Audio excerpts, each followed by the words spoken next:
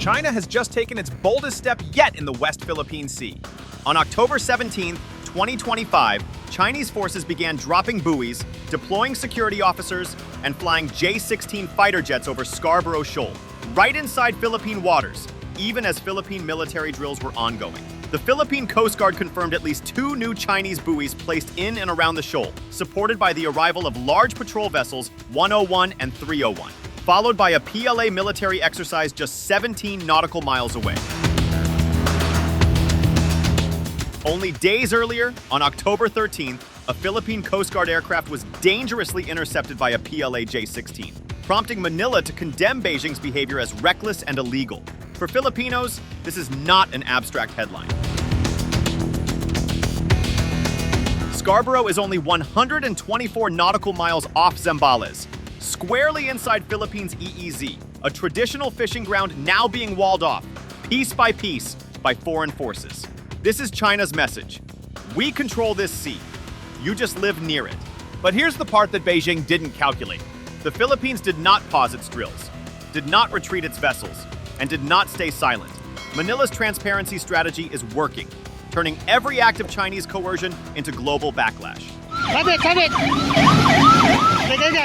The US, Japan, Australia, and multiple European nations are now openly backing the Philippines because they understand what's at stake. The work that we do together as two countries which seek to assert the rules-based order is fundamentally important in seeing that the UN Convention on the Law of the Sea applies around the world in the South China Sea and the West Philippine Sea, and the way in which we move forward as a world in 2025. And that's why we are, as two countries, deeply committed to the rules-based order and to our joint cooperation in asserting that everywhere around the world, but in the West Philippine Sea. Scarborough is not just a reef, it is the front line of the Indo-Pacific. If China locks it down, Taiwan is next, and the Pacific follows. The confrontation is no longer theoretical. The lines are being drawn, physically, militarily, and politically, right now.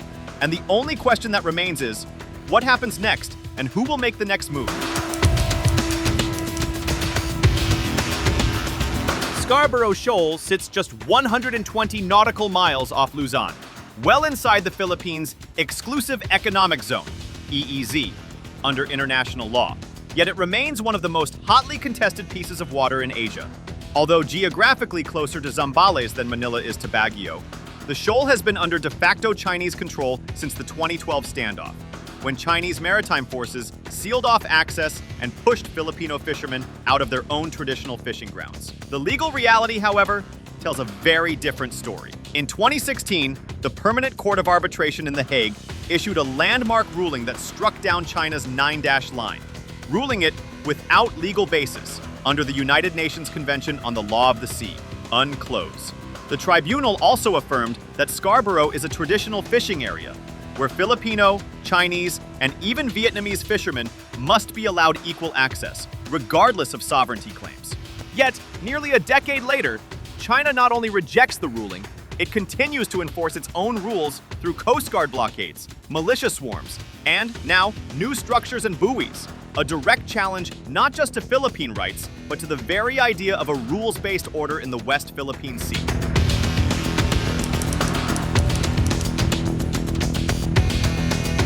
China is tightening its grip on Scarborough Shoal through a calculated two-pronged strategy. Militarize the waters first, then legitimize the occupation on paper.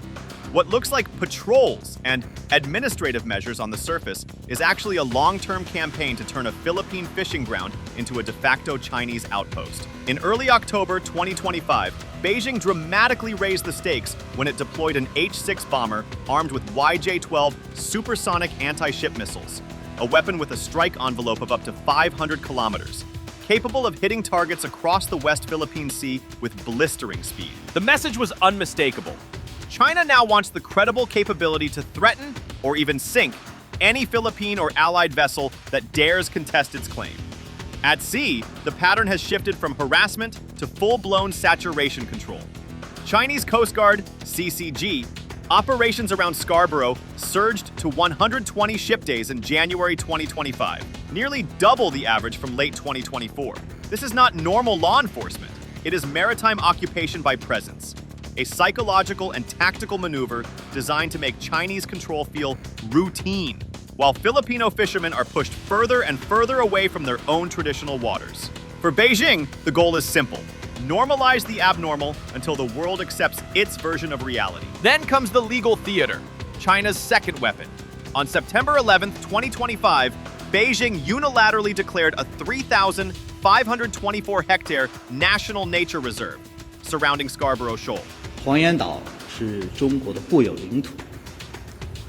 菲律宾派多艘公务船侵闯黄岩岛领海，严重侵犯中方主权和权益，严重破坏海上和平稳定。中方依法采取必要措施，维护自身领土主权和海洋权益，无可非议。 To Manila and international legal experts, this is nothing more than a fake legal shield, a propaganda document disguised as environmental policy, crafted to justify expulsions, block access, and rewrite maritime boundaries without firing a shot. But the world has not forgotten. The 2016 Permanent Court of Arbitration ruling already invalidated China's 9-dash line, affirmed Scarborough as a shared traditional fishing ground, and underscored that the shoal lies inside the Philippines' EEZ. In other words, China is building walls where international law says there should be none. Scarborough is no longer just a flashpoint at sea. It is now a battleground of missiles, Coast Guard saturation, and legal manipulation, where China seeks to tighten a rope around Philippine waters one knot at a time.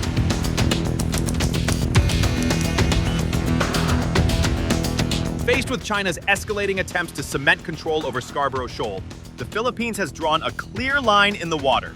We will not yield. The Philippine Coast Guard, in its strongest language yet, declared, in the face of such aggressive actions, the PCG remains steadfast in its commitment to uphold international law and safeguard maritime jurisdiction in the West Philippine Sea. This is not just a statement. It is a promise to Filipino fishermen, a message to Beijing, and a signal to the world that Manila will continue defending its EEZ regardless of the pressure. On the ground, the Philippines has paired diplomacy with practical support. One symbolic initiative is the Kadiwa para sa Mangingisda support program, designed to give fuel, logistics, and escort assistance to Filipino fishing boats so they can continue operating near Scarborough despite Chinese intimidation. This is more than policy. It is an act of defiance and protection. These waters feed Filipino families, and Manila is making sure its fishermen are not forced off their own traditional grounds by a foreign power.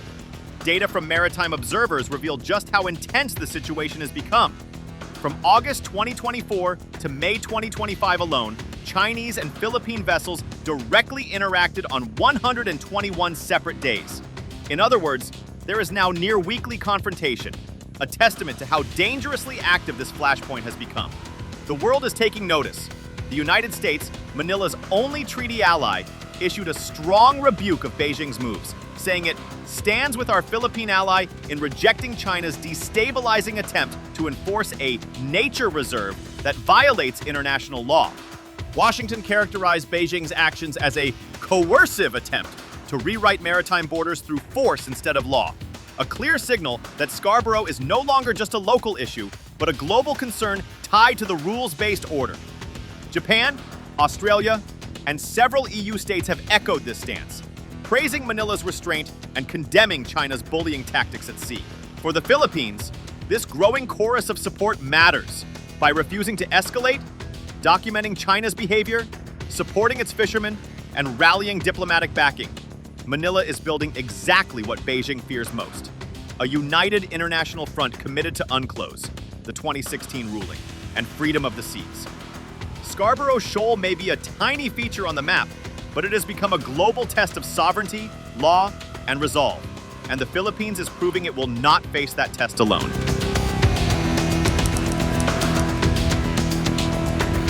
Scarborough Shoal is no longer just a dispute over fishing rights, it has become one of the most dangerous flashpoints in the entire Indo-Pacific security architecture. What's unfolding there is not accidental or isolated.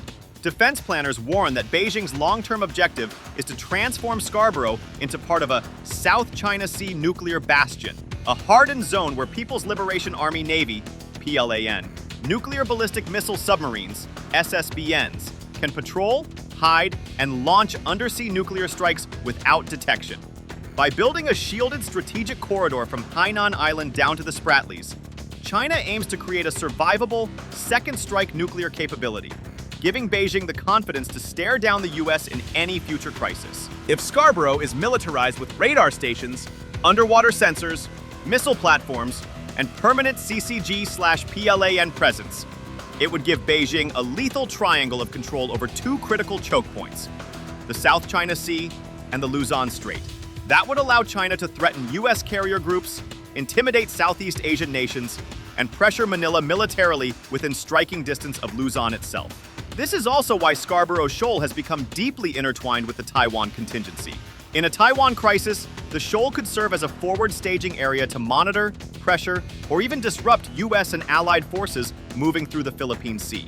With its location just a few hundred kilometers from EDCA bases in northern Luzon, China could use the shoal as leverage to coerce Manila into either neutrality or silence, by threatening Philippine territory directly. in this scenario, the Philippines becomes the geographic hinge between war and deterrence. Every buoy China plants, every barrier it sets up, every laser flash, every ramming maneuver, and every low-flying PLA jet is part of this larger strategic slow squeeze. Because of this, every encounter now carries explosive risk. The Philippine Coast Guard and Chinese vessels already face off on near-weekly confrontations, and PLA Air Force jets have begun buzzing Philippine patrol aircraft at dangerous distances, sometimes within 300 to 500 feet, just seconds from disaster. The risk of a collision, a misfired flare, a snapped cable, or a water cannon knockdown turning into a fatality is now alarmingly high. And here lies the knife's edge. One Filipino killed on a government vessel, especially a Coast Guard or Navy ship, could trigger calls to invoke the U.S.-Philippines Mutual Defense Treaty, MDT. At that moment, the world's strongest military power could be legally obligated to respond. A single spark in a shallow reef could drag multiple nations into a crisis with global consequences. In short, Scarborough Shoal is now a powder keg of nuclear strategy, great power rivalry, and national survival. It is no longer a local dispute. It is a global fault line. One mistake, one misread maneuver, or one reckless act could ignite the kind of crisis that no country can fully control. And once it starts, the whole Indo-Pacific and possibly the world will feel the shockwaves. If you liked the video, do not forget to like, share, and subscribe our channel for deep analysis of contemporary issues.